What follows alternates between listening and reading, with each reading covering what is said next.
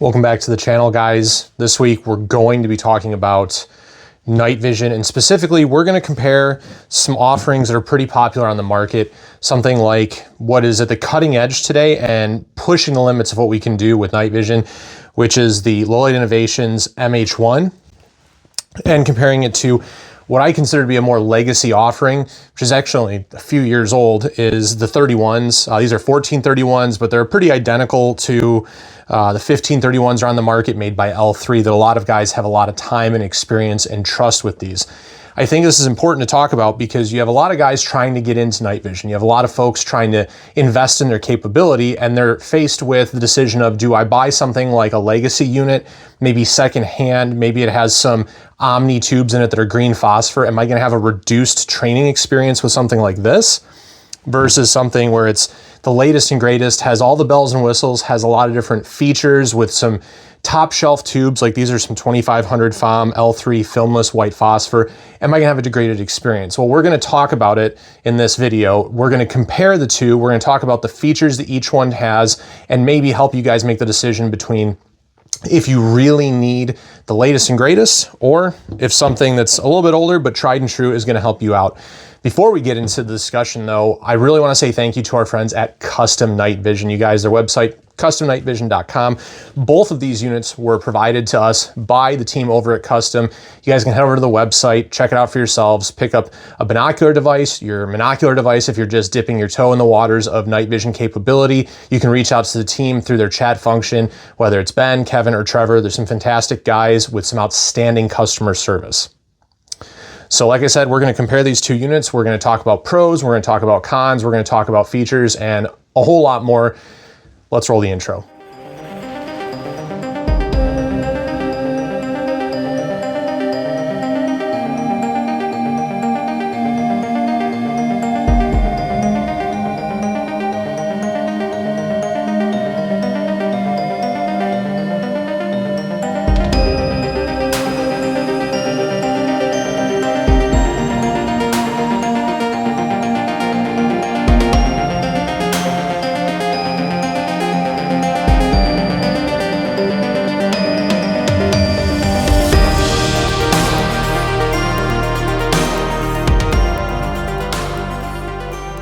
So when we're talking about legacy units, there's probably not a better and more recognized set of binocular goggles out there right now than the 31s. Again, these are the 1431s made by Argus, so they are a copy of the 1531s made by L3, but for all our intents and purposes here, they're gonna work just fine. We're gonna talk through the features that this unit offers versus the features that the MH1 from Lowlight Innovations brings to the table, and how it's future-proofing and really pushing the limits of night vision for civilian use and applications, and maybe even military and law enforcement. So when we talk about some standard features that are very popular with night vision, these both come with dovetail mounts. I know there's a couple other options out there, things like a bayonet mount, which is very, very old school, works through Rhino mounts. You still see it a lot with USGI, J-arms and things, Rhino mounts, right, for PVS 14s. And you also see the Anvis mounts less and less as time goes on, but there are some units out there that still have them, and you are still able to get parts for them. In terms of these goggles themselves, this one has some 2000 FOM Elbit white phosphor tubes in them. Really, really nice. I've had a great experience training with them. And this unit has some 2500 FOM L3 white phosphor tubes in them. Also very nice. Also really, really enjoyed my time using them. In terms of Elbit versus L3, I would say that 9 out of 10 of us will not be able to tell the difference as long as you have clean tubes with some good specs on them. I think that if you're an advanced user, this probably isn't the video for you, and you probably have a better idea what you're looking for. But I think a lot of people are fooled into believing they need to spend top shelf money on tubes, when if they're just trying to train and be more capable, they can actually save themselves quite a bit and go with something like some Elbit white phosphor tubes and be very, very successful. Now, in terms of the capabilities and the features that both of these bring, let's talk through it.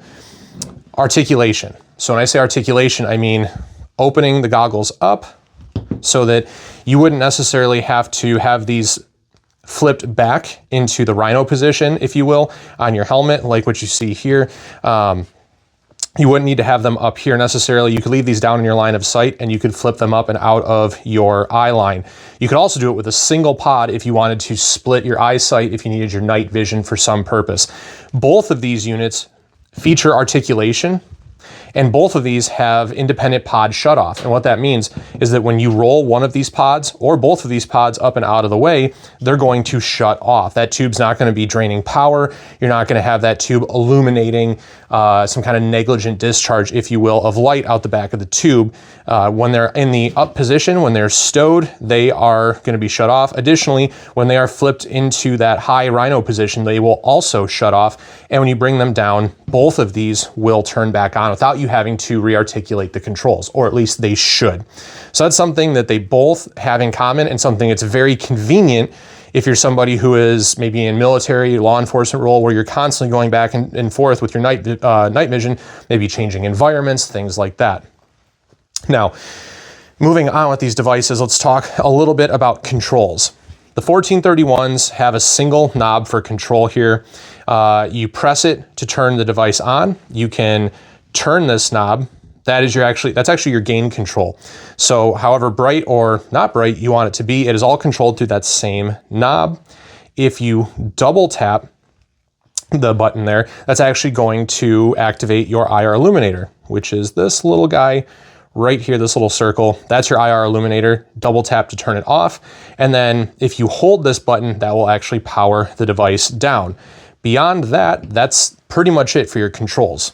Now, when we look at the MH1, talking about controls, you can see here, you actually have two separate knobs. So you will twist to the first position, and that is power on.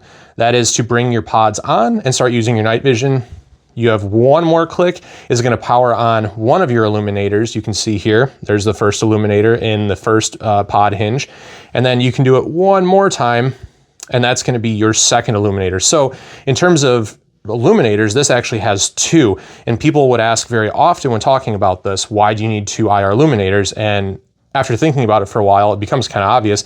People use night vision for more than just tactical applications in combat. So if you're doing search and rescue work, more illumination is going to be better. So whether you have multiple IR flashlights or multiple illuminators built in, it's only going to help you. Additionally, if you're doing things like driving a boat at night, which is a common use as well, flying an aircraft, something like that, more illumination can help depending on your use case, and having the wherewithal to control it is even better. Now, you can see next to it, there's this knob here. That is your gain control, which controls both of these pods. So unlike the 1431, you have two separate controls versus one. Maybe a big deal for some folks, maybe not. I actually really do appreciate that you have one knob and one control on the 31s, but that doesn't mean I have a problem with how the MH1s work. Now, in terms of what's right below those controls, let's talk about battery. 1431s, they run off of a single AA battery. We recommend lithium. You can use acid core batteries. However, if those were to burst or have an issue or break or leak or whatever the hell happens, honestly, that will damage your device to a point where you probably, hopefully, are under warranty. And if you're not, you may be in for one hell of a bill. Now, when we look at the MH1s, this is one of the first things that makes this a future-proof model where it's starting to push limits, is this comes with a CR123 battery compartment here. Talking about that for just a second, I like 123 because that's what I run my lights with, and that's what I run some of my optics with. The 123 is small. It's a backup battery on my dual fuel flashlights. You can carry many of them with you. The problem I have with the AA is not necessarily the power output so much as none of my flashlights or weapon lights take a AA. So I would have to carry then a third type of battery on my kit and gear. And you're not just carrying one extra battery, you should be carrying 2 or 3 extras, especially here in Michigan right now. It's very, very cold out, so you need to have extra batteries for when you run through those. So now on your kit, you're running 123s, you have 2032s, and then AA's specifically and only for your night vision. Whereas with this, you kind of reduce that and you're carrying 123s, which you would for a backup on lights and things also. Where this unit starts to shine in terms of possible future enhancements is Low-Light Innovations has actually come out with a new battery compartment for this that'll allow you to take AAA, AA, 123, or even plug in a battery pack. So you have 4 options for how you want to power your device, based completely on personal preference and what you run on your kit. I know there's some optics out there that run a AAA. Maybe you like that because that's what your department runs, or maybe you really like AA's because you have old weapon lights and you have new goggles and you want to have some continuity between systems. The 1431s do allow for there's a plug on the side up here for a battery pack, but you can't change out your battery type. So there is a limitation there. It may be a big deal for you, it may not, but just being completely honest, when you compare the two side by side with the battery, you immediately start to see that this unit has an advantage. Now, when we're talking about controls, things like the diopters, front, rear lenses, adjustment, you can adjust both fronts and both rears on the MH1. That's standard. People with glasses need to do that, obviously. Or if you're swapping devices back and forth between friends or buddies or teammates, right? Maybe your agency issues these out, or you're in a guard unit and they issue them out, something like that, right? Where you're not the only one using these, you want to be able to adjust them to your eye. The 1431s, they do allow for all 4 adjustment, but the 31s themselves, some versions do not allow for the rear diopter to be adjusted. You have to actually buy adapters to be able to adjust these, which is just a separate financial burden and to some degree an annoyance, and it starts to show the age of the unit. Something that I would definitely need and definitely want, as I want maximum adjustability. Another thing while we're talking about the device is you can see here on the 31s, there's these 2 knobs on the side that control your inner pupillary distance stops, or IPD stops. It's a feature you'll see on websites when you're talking about the different housings. Inner pupillary distance basically being the distance between your pupils, how far apart your eyes are. So with these, you can set them and then tighten down these knobs. And then that way, if these are your tubes and you're not sharing them with anybody, you can take them out of something like a soft case like this bento box, also from our friends at Custom Night Vision, and you can hook these onto your dovetail mount and you are ready to go. Now the MH1s also have interpupillary stops, and they're much harder to get to. There's a tiny little hole right here on the side that you can fit a wrench into that's going to help you set that stop distance so that, again, you can pick those up, you can put them on and be ready to go. In terms of use and durability, I think both units have a lot to say about their overall durability. There's been some concerns on the internet about this device. They did release a improved rear bridge where you can go ahead and you can remove this at home and replace that so that there is more strength and more rigidity to the unit. Now, the 31s have the advantage of having seen combat and conflict, and people have a lot of trust and confidence in that these devices have survived those kinds of situations and encounters and years of service with the military and some law enforcement agencies, whether it's something like Border Patrol or a federal agency, things like that. The MH1s are newer, they don't have that, and that is a detractor against them. Not saying that they could not be a very effective solution for that, but they just don't have that track record yet. One area now where the MH1 does start to shine is, like we said earlier, future proofing. You can actually remove the 4 screws you see here on the rear bridge, and you can disassemble this unit for regular maintenance. The concept that Lowlight Innovations brought forward was they want you to maintain this on a regular basis in a very simple and easy way, like you would with your AR-15. So you can actually remove those screws, you can disconnect this bridge from your pod units themselves and clean the contacts with rubbing alcohol and a microfiber cloth, and then you just put those screws back in. No problems at all. I've done it twice myself just to see, and it's very easy, nothing to be apprehensive about, as I was. So if you do have something where your device isn't functioning, maybe you got some flux or something on a contact point, and maybe it was a little bit of a struggle getting it to run, as I had out in the cold. You can take it apart, you can clean that extra little bit of flux that may have creeped out onto the contacts. You can clean that off and they're good to go. That was what I did, that was my experience. If you were to experience something like that on the 1431s or 31s in general, you would have to send that in for maintenance. These are not a self-service device, and they're not future-proofed to be such. And for some people, that's fine. You don't want that. The actual true 31s come pre-sealed. You wouldn't send these back to a company like Custom. You would send them direct to L3 and have to wait for their RMA process or their warranty process to assist you to get your device back up and running. So from an overall end experience, I would say that there is a huge win for the MH1 versus something like the L3 31 Alphas, something like that. Now, there's additional components coming out for the MH1 where you can actually split this out into 2 single tube devices without losing features like your illuminator. You can also, in the next few months, get access to their panning capability where these pods will actually be able to pan outward and give you an additional few degrees, an additional field of view, which makes this something that's very attractive, as that's something that you need, whereas the 31s, not so much so. Now, I'm not saying that everybody needs that, but if it is something that you would like or want to look into in the future, that kind of takes these out of the conversation. Now, where these start to shine is that you can find 31s, 1431s, 1531s with different tubes, whether they're Omni 6, 7s, maybe even Omni 8 green phosphor tubes, used housings. You can find these in the secondhand market for very affordable prices, sometimes below $5,000, whereas a unit like this is going to cost you upwards of $9,000 usually because of how new it is and how many features it brings to the market.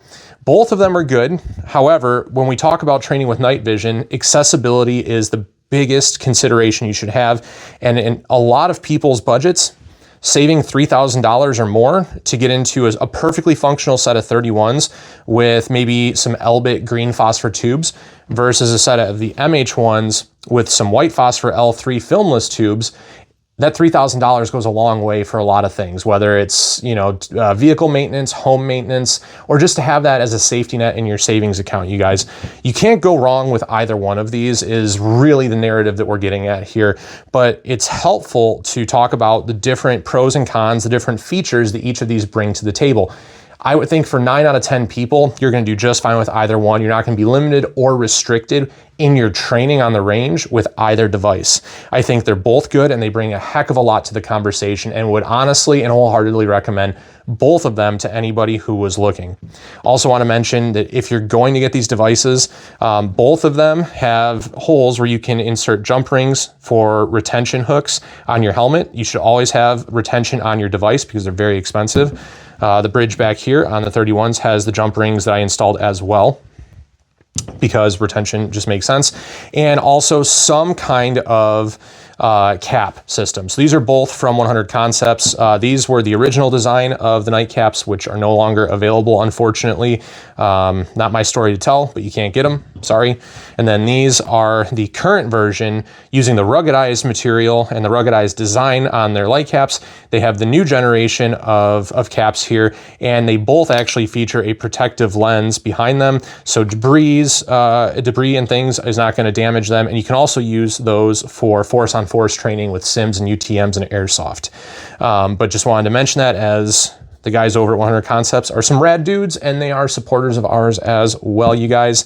Again, thanks to Custom Night Vision, you can get both. You can get units just like these, including the MH1, at customnightvision.com, as well as helmets like this Team Wendy bump available on their website. Thank you guys so much for checking this out. Don't forget to like, make sure you hit the subscribe button, and we will catch you guys on the next one.